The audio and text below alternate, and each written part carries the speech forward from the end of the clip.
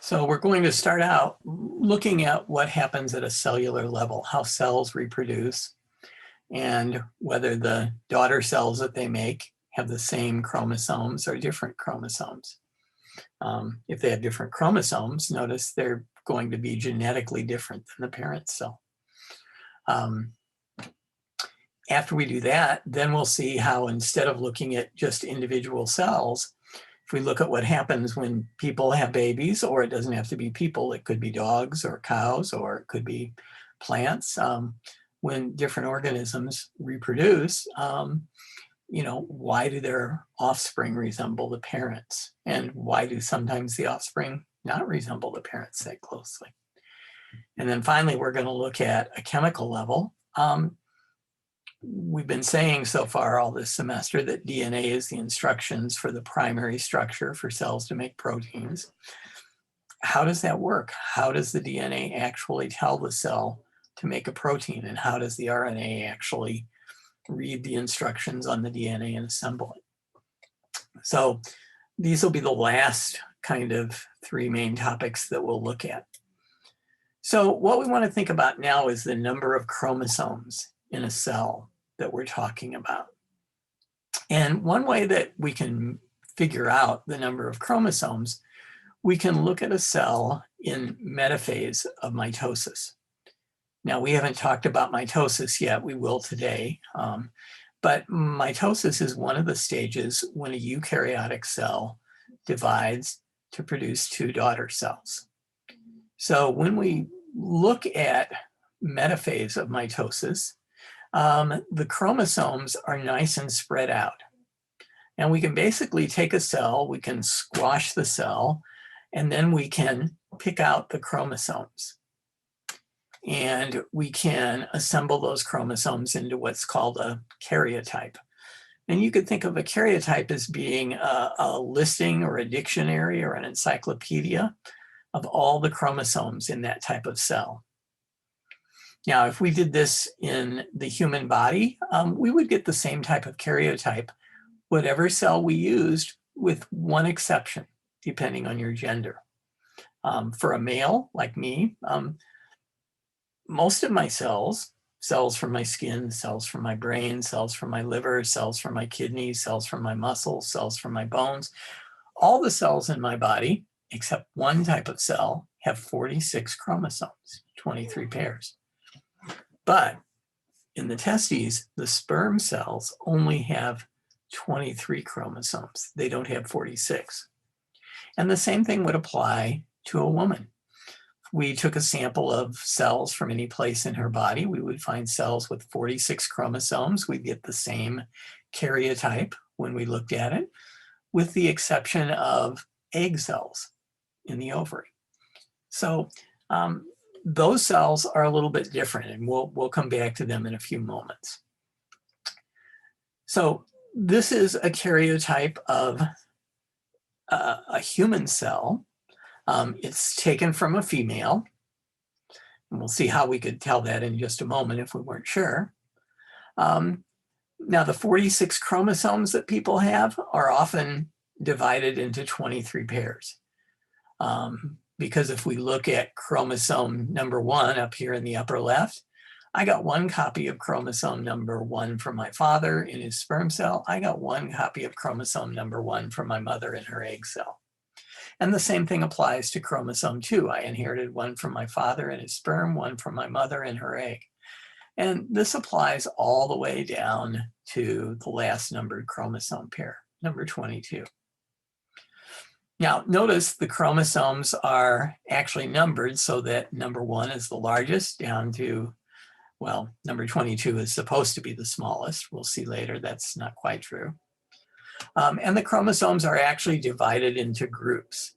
And they're divided into groups based on their size, based on how chromosomes can connect to each other after replication. So there are 3 chromosomes in this group, then 4 and 5 are in this, then 6 to 12 are in one big group, then 13 to 15 are in a group, 16 to 18, 19 to 20, 21 and 22. And basically number 1 is the largest down to we should have number 22 be the smallest, except after scientists had numbered the chromosomes from biggest to smallest pairs, after a few years, they discovered they had made a mistake. Pair 21 is actually smaller than pair 22. But they decided not to switch their numbers because by this time, biologists had been studying the chromosomes for a while, and they thought it would be too confusing to have to figure out, was this person looking at the original numbering system, or were they talking about the revised numbering system when they talked about chromosome 21 or 22? Now, the last pair of chromosomes isn't given a number. These are called the sex chromosomes. And if you're a female, as this individual is, you have 2 X chromosomes. If you're a male, you have 1 X and 1 Y. Now, if you think about this logically, a female inherits an X from both of her parents. So she gets an X from her mother, and her father is XY, she gets his X chromosome. So if you're a female and you have several sisters, you all have the same X chromosome. But if you're a female and you have several sisters, you might not all have the same version of chromosome number 1. You could have inherited the copy of chromosome number 1 from your father that he got from his father. Or you could have inherited the copy of chromosome number 1 from your father that he inherited from his mother. It's really like tossing a coin. When you make an egg cell or a sperm cell, whether you put in the chromosome you inherited from your mother or your father is basically a coin toss, 50-50. Half the time you're going to make an egg or a sperm that has a chromosome you received from your mother. Half the time you're going to make an egg or a sperm with the chromosome you got from your father. So this is one way you might have heard some people in a hospital after a baby is born. Some people will say, well, you know, it doesn't really look like the mother or the father, but it really looks like the grandmother or the grandfather. How's that possible? Well, imagine that a male makes a sperm cell and almost all the chromosomes in that sperm cell are chromosomes that he received from his father, and that sperm cell happens to be the one that fertilized the egg. You could end up with a grandchild who looks a lot like a grandparent. So we want to keep this in mind. Now notice the X chromosome is pretty big. It's generally considered to be about the same size as chromosome number 5. We don't have a Y chromosome on here since it's a female. But if we had a Y chromosome, if this was a male, the Y chromosome is very tiny. It's about the size of 21 or 22. So the Y chromosome is relatively small, the X is relatively large. A lot of people think that in another 100,000 years or 1,000,000 years, people may not have a Y chromosome. Males will just be individuals that only get 1 X chromosome. Now we said for a girl receives an X from her mother and her father's X.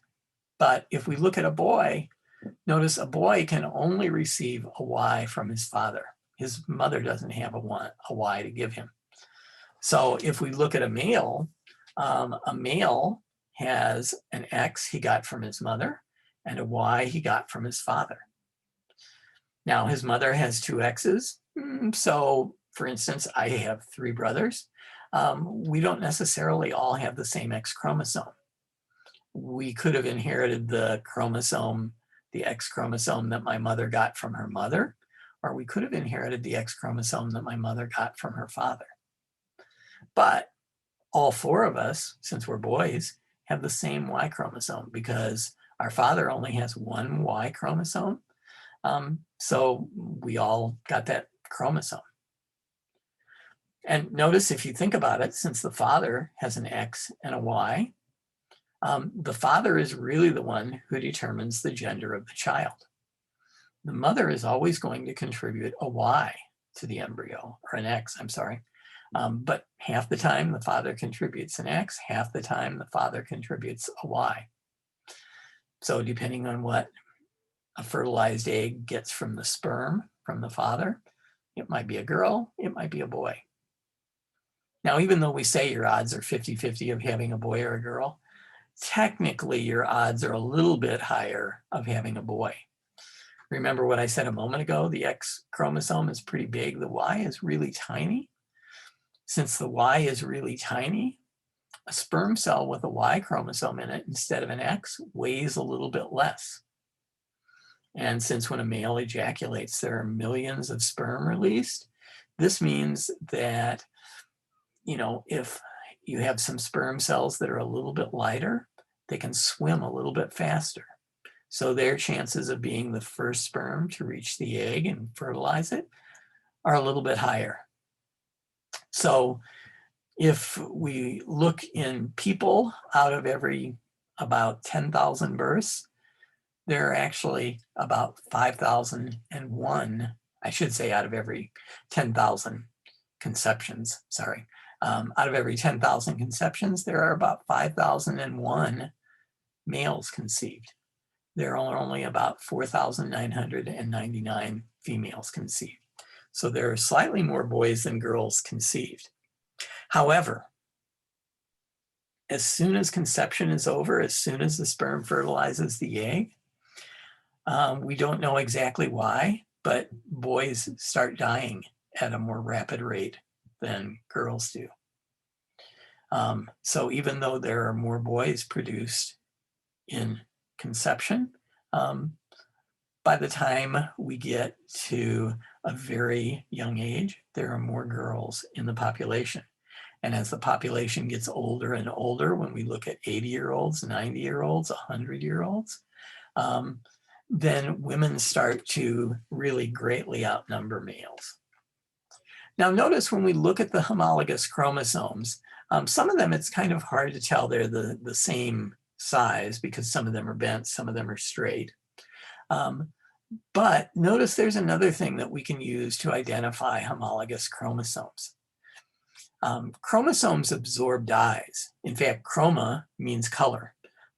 There's an old type of film back when people used, film in cameras called Kodachrome film. It was one of the first color films. So chromosomes absorb dyes, so they're colored. But some parts of the chromosomes absorb more dye than other parts. The parts that absorb more dye are darker. The parts that absorb less dye are lighter. So if we look at some of the chromosomes, like if you look at number 11, you can see that they have very similar banding patterns. So even when we have chromosomes that are the same size, we can tell them apart by their banding patterns. Now, it's a little bit harder when we look at some organisms. There's one type of lily that has 96 pairs of chromosomes. So 96 pairs is a lot more than 23. So it's a lot more complicated to sort them out and pair them up correctly. Now, most of the cells in your body, as I said, skin cells, liver cells, kidney cells, brain cells, bone cells, muscle cells, almost any type of cell we could think of. This is the karyotype we would see. Notice there's two versions of every chromosome. One you inherited from your mother, one you inherited from your father. So cells that have this number of chromosomes, so in a human, cells that have 46 chromosomes, are said to be 2N, where N represents the number of pairs. So they have 2 chromosomes in each pair.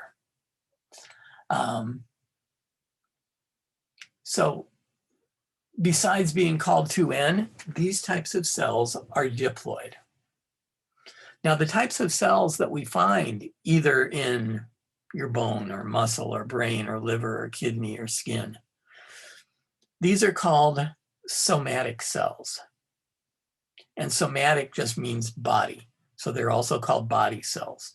So body cells and somatic cells, two different ways of saying the same thing. So when we look at somatic cells, all the somatic cells in your body have the same chromosomes. unless there was a mistake sometime during the process of one cell dividing into two cells. You know, that happens occasionally. We'll talk about it a little bit later. And it's something that can cause a birth defect. One type of birth defect that you might have heard of is called trisomy 21. So trisomy 21, someone inherits 3 copies of chromosome 21. Does anyone know the common name for trisomy 21? That's not usually what we call it. Usually we refer to trisomy 21, we call it Down syndrome. And Down syndrome is pretty serious, but notice for most of the chromosome pairs, if you get an extra copy, it's actually fatal. The embryo won't even be carried full term. It'll be what we call a stillbirth or a spontaneous abortion. You know, if you consider it from that perspective, at least if you get 3 copies of chromosome 21, you can survive. For some of the other chromosomes, for most of the others, you can't survive. You can also survive, and it's fairly common, if you have more than 2 sex chromosomes. And you can even survive if you only have 1 sex chromosome, as long as it's the right one. If you have 1 sex chromosome to survive, it has to be an X chromosome. You need an X chromosome to survive. If a child was born and a child was conceived and it got the Y from the father's sperm, and for some reason there wasn't an X in the mother's egg cell, that embryo wouldn't develop. So you have to have an X to survive, and you have to get a Y chromosome to be a male. So if you were what's sometimes called XO, if you got an X chromosome from one parent and nothing from the other, you would be a female. If you were XXX, if you got 3 copies of the X chromosome, you would be a female. If you were XXY, you would be a male. Or if you were XYY.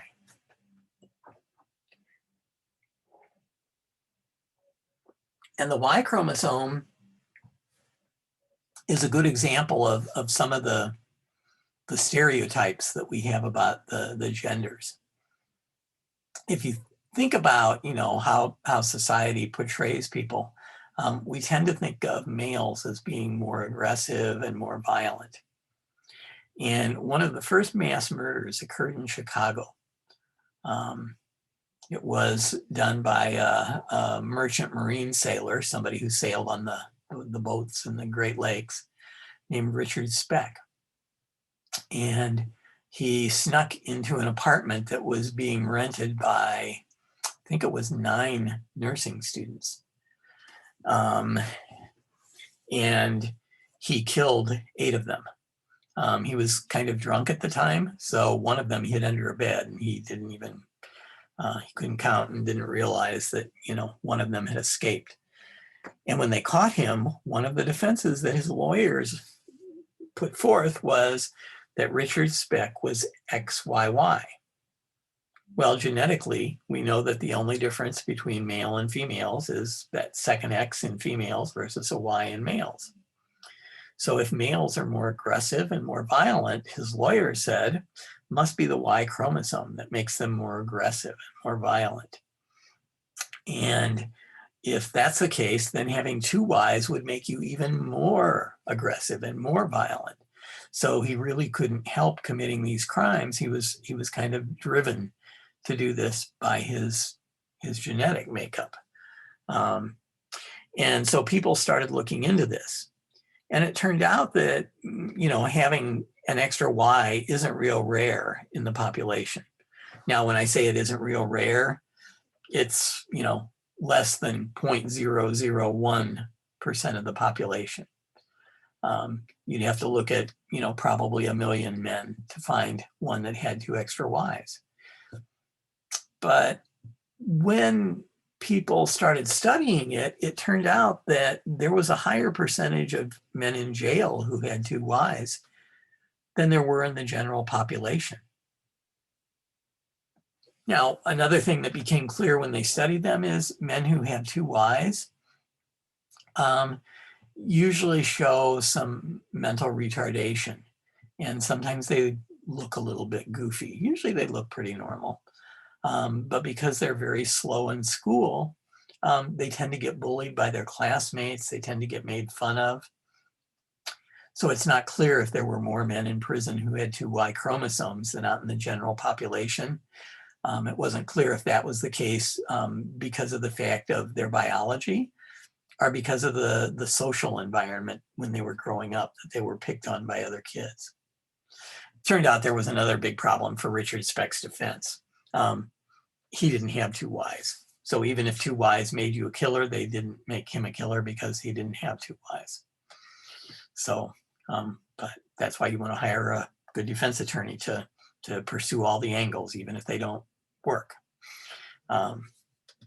So most of the cells in your body are diploid cells like this. And when diploid cells reproduce in your skin or your bones or your brain or your heart or your lungs or wherever, they make other diploid cells.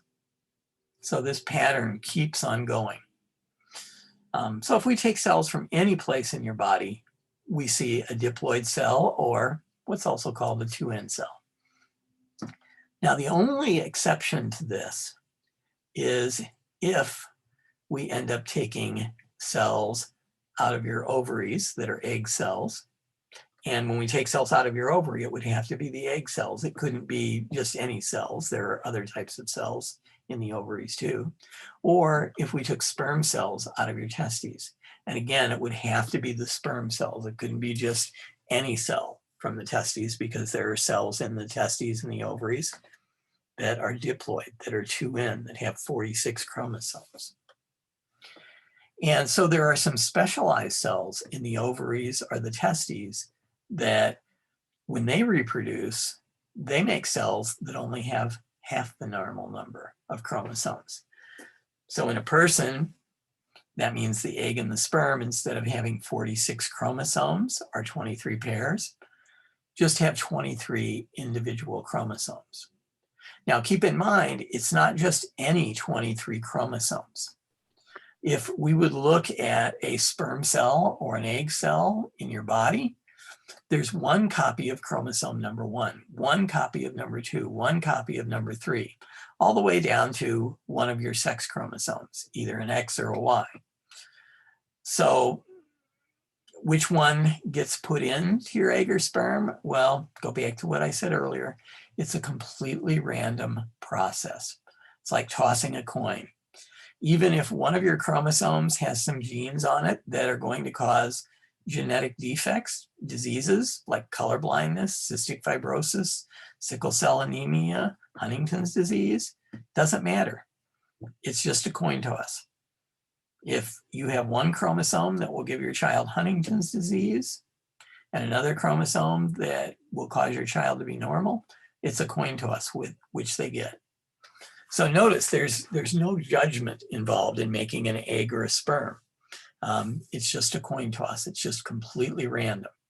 And then once they get released, it's random which one fertilizes the egg. Which is why if you have children of your own, or you might have heard your parents say, if you haven't, the old saying is, the nerdy scientist marries the beauty queen, and he says, oh, our children will be great. They'll have my brains and your looks. And she says, what if they have your looks and my brains? So now when we talk about eggs or sperm, there's a general term that we use to describe these. They're called gametes. And in people, gametes are eggs or sperm. But if we were looking at some other types of organisms, in some plants, the cells that are equivalent to sperm are called pollen. In several types of organisms, the cells that are equivalent sometimes to eggs, sometimes to sperm, are called spores. So gametes is a very generic term, but it includes eggs, sperms, some type of spores, pollen. So when we look at gametes, gametes are not 2N. Gametes are 1N. They only have one copy of each pair, or they're said to be haploid. So think of they have half the number of chromosomes as in a diploid cell. So let's see how we can work some problems using some information about a cell and figure out exactly what we know about that. So let's look at a problem on chromosome numbers.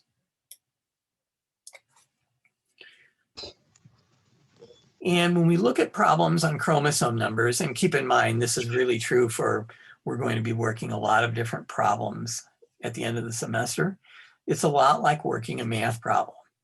You know, we always want to start out and figure out what type of information we're given.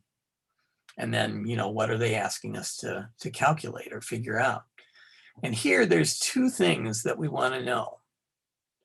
We want to know if we're given information about the total number of chromosomes or something called the autosomes.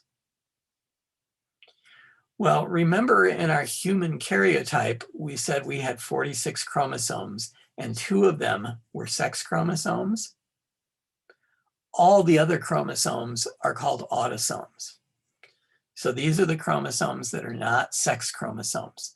So if we would be looking at a human cell, in a human somatic cell or a human body cell, like a skin cell or a liver cell or kidney or heart or bone or brain, the number of autosomes is 44.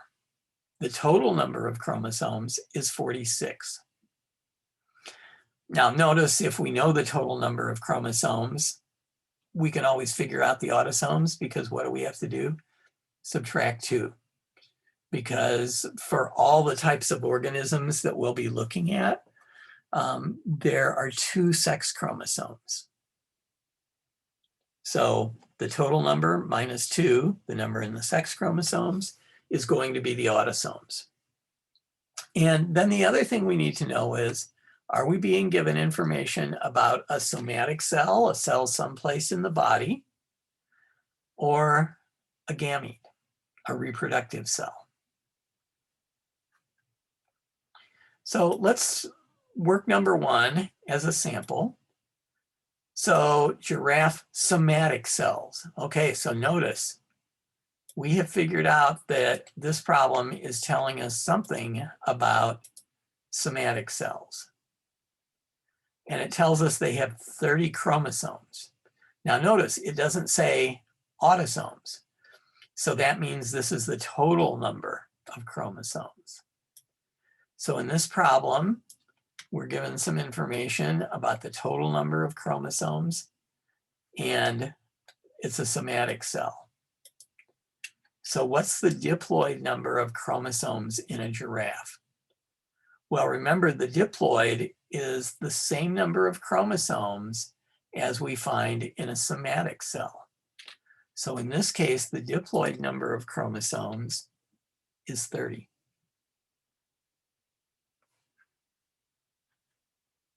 Now, out of those 30 chromosomes, how many of them are sex chromosomes? Well, 2. In fact, giraffes are pretty much just like people. They have X's and Y's. How many sex chromosomes in a giraffe somatic cell? Well, remember, somatic cells and body cells are the same thing. So they're going to have the same number of, in this case, sex chromosomes, but if it was asking about autosomes, they would also have the same number of autosomes. If it was asking us about the total number, they would also have the same total number of chromosomes. How many chromosomes does a giraffe receive from its mother? Well, again, think of giraffes as being like people. We get half of our chromosomes from our mother. We get half from our father. So a giraffe must get 15 from its mother. How many autosomes are in a sperm cell? Well, normal diploid cells have 2 sex chromosomes, but let's skip down to letter F for a minute. Remember what I said earlier, you pass down 1 of your sex chromosomes. So a giraffe gets 1 sex chromosome in a sperm cell. So how many of the chromosomes in there will be autosomes? The other 14. Notice that these 2 numbers, the autosomes and the sex chromosomes, have to add up to the total number of chromosomes in the cell. So that means if we go back and look at B and C, how many autosomes are in a giraffe somatic cell? Well, 30 minus 2, 28. Now notice that when we're looking at a diploid cell, there's always twice as many as in the haploid cell. So 30 total chromosomes in a diploid cell, 15 in a haploid cell. Because notice when it says, how many chromosomes does a giraffe receive from its mother? That's really saying how many chromosomes in an egg cell.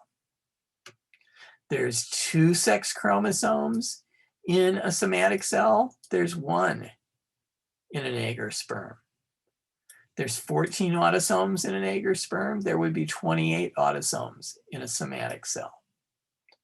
So notice if we start with a somatic cell with the diploid number of chromosomes, at some point, depending on what the question asks us, we're probably going to have to divide something in 2. Now, if we would have started with a sperm cell, it would have been the reverse. Suppose this problem would have said giraffe sperm have 15 chromosomes. Then we would know the total number of chromosomes in a sperm cell. So then later, if it asked us about somatic cells, we would have to multiply by 2. So we're always going to either multiply or divide depending on what we start out with. So we want to keep that in mind. So it's really crucial that at the beginning of the problem, figure out what are they telling you about chromosome numbers? Are they telling you the total number or the autosomes? Notice the sex chromosomes don't really give us much information because there's always 2 in a somatic cell. There's always 1 in a sperm cell. So the problem has to tell us something about the total number of chromosomes or the number of autosomes. And it has to tell us whether this is in a somatic cell of some sort or a gamete, egg, sperm, spore, pollen. So we want to keep that in mind. When we work these, we're going to have to think about what information we're given before we start trying to solve the problems. Are there any questions about how we work these?